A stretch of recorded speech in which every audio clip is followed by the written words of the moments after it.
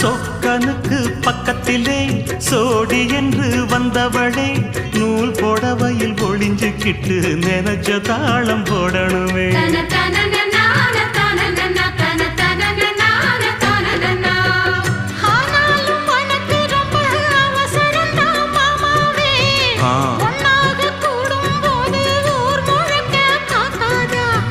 பார்த்தாலும் தவறு இல்ல பனியுறங்கும் ரோசாவே உன்னால சொத்த வச்ச மூக்குலதான் வைக்காத